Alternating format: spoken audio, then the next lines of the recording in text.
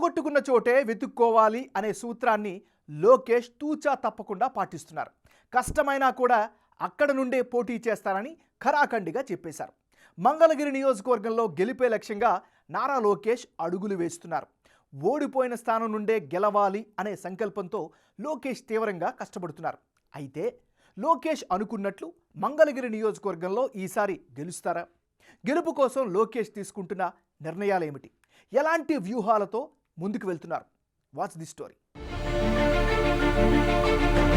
గత అసెంబ్లీ ఎన్నికల్లో రాష్ట్ర వ్యాప్తంగా చర్చనీయాంశమైన నియోజకవర్గాల్లో గుంటూరు జిల్లా మంగళగిరి కూడా ఒకటి. ఇక్కడ తొలిసారి ఎమ్మెల్యేగా బరిలోకి దిగిన అప్పటి సీఎం చంద్రబాబు కుమారుడు Nara Lokesh YCP sitting MLA Alla రామకృష్ణారెడ్డితో తలపడ్డారు. అయితే రాష్ట్ర వ్యాప్తంగా వీచిన వైసీపీ వేవులో లోకేష్ ఓటమి తప్పలేదు. కానీ ఈ నియోజకవర్గంలో పరిస్థితులు మారాయి. సిట్టింగ్ ఎమ్మెల్యే ఆళ్ల రామకృష్ణారెడ్డి అమరావతి రాజధాని ఉద్యమంతో పాటు వ్యక్తిగతంగా కూడా ఇమేజ్ కోల్పోయినట్టు వార్తలొస్తున్నాయి. దీంతో అధిష్టానం కూడా ఈసారి ఎమ్మెల్యే సీటు మారుస్తున్నట్టు ఆల్రెడీ కన్ఫర్మ్ చేసింది. చేనేత వర్గానికి చెందిన స్థానిక నేత గంజి చిరంజీవిని నియోజకవర్గ ఇన్ఛార్జిగా పార్టీ నియమించింది. ఈ నేపథ్యంలో వచ్చే అసెంబ్లీ ఎన్నికల్లో లోకేష్ వర్సెస్ గంజి చిరంజీవిగా పోరు మారిపోయింది.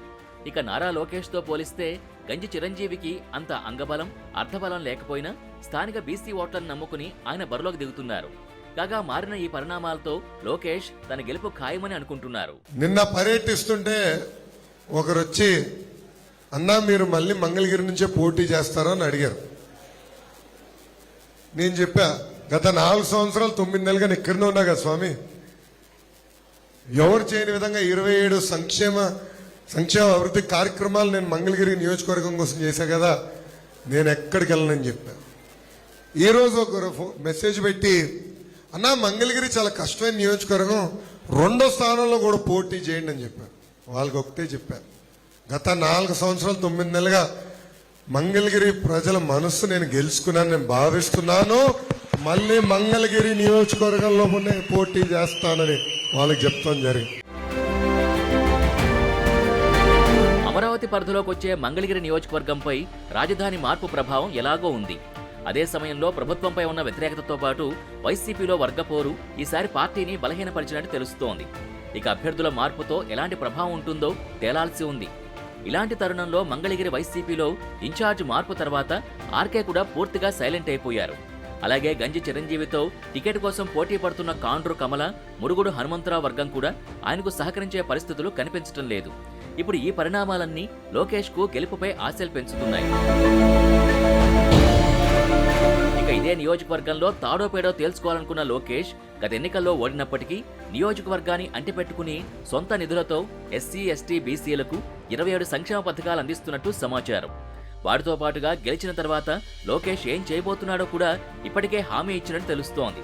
నియోజకవర్గ అభివృద్ధికి మాస్టర్ ప్లాన్ రూపొందిస్తామని, నియోజకవర్గంలో ఇళ్లు లేని పేదలందరికీ పక్కా ఇళ్లు కట్టిస్తామని, ఎస్ఐన్, ప్రభుత్వం, ఇరిగేషన్, ఎండోమెంట్ భూముల్లో దశాబ్దాలుగా ఎంతో మంది పేదలున్నారని, వారికి టీడీపీ అధికారంలోకి వచ్చిన మొదటి 2 ఏళ్లలోనే వారి స్థలాల్ని రెగ్యులరైజ్ చేస్తామని, టిడ్కో ఇళ్ల వద్ద మౌలిక సదుపాయాలు కల్పిస్తామని, అలానే తాడేపల్లిలో రైతులకి అత్యంత ఇబ్బందికరంగా తయారైన U1 జోన్ ఎత్తేసి ఉచితంగా రెగ్యులరైజ్ చేస్తామని హామీ ఇచ్చారు.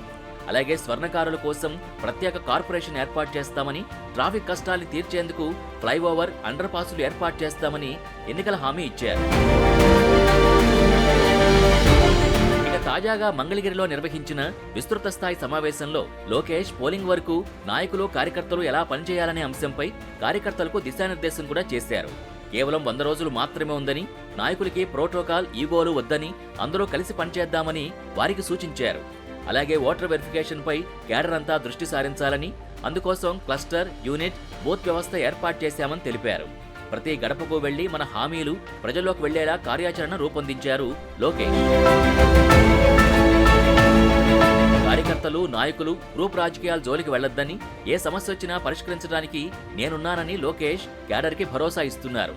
బూత్లలో ఉన్న కమిటీ సభ్యులు ప్రతి గడప తొక్కాల్సిన బాధ్యత మనందరిపైన ఉందని సూచించారు. ప్రజల్లో చైతన్యం తీసుకురావాలని ఈ సభాముఖంగా తెలుగుదేశం పార్టీ నాయకుల్ని, కార్యకర్తలు నేను కోరుతున్నాను. మళ్ళీ నేను ప్రత్యేకంగా క్లస్టర్ ఇన్ఛార్జెస్తో ఒక మీటింగ్ పెట్టుకుంటాను. దాని తర్వాత యూనిట్ వాళ్ళతో ప్రత్యేకంగా మీటింగ్ పెడతాను. మళ్ళీ బూత్ అధ్యక్షులతో కూడా ప్రత్యేకంగా మీటింగ్ పెట్టుకుంటాను. టెక్నాలజీ ఇప్పుడు పార్టీ తీసుకొచ్చింది, ఇంకా టెక్నాలజీతో అనుసంధానం అవ్వాల్సిందే. రాబోయే ఎన్నికల్లో మంగళగిరి నియోజకవర్గంలో గెలుపు కోసం లోకేష్ అన్ని మార్గాల్ని అన్వేషిస్తున్నాడు. పకడ్బందీగా గెలుపుకి ప్రణాళికలు రూపొందిస్తున్నాడు. మరోవైపు నియోజకవర్గ వైసీపీలో గ్రూపులు అధికంగా ఉండడం, వైసీపీకి కొంత ఇబ్బందికరంగా మారే అవకాశం ఉండడంతో ఈసారి ఛాన్సును మిస్ చేయదలుచుకోలేదు లోకేష్.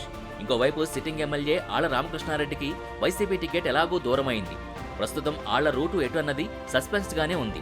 ఒకవైపు లోకేష్ దూకుడు, మరోవైపు వైసీపీలో అస్పష్టతతో రానున్న రోజుల్లో మంగళగిరిలో ఏం జరుగుతుందో అని అంతా ఆసక్తిగా ఎదురుచూస్తున్నారు.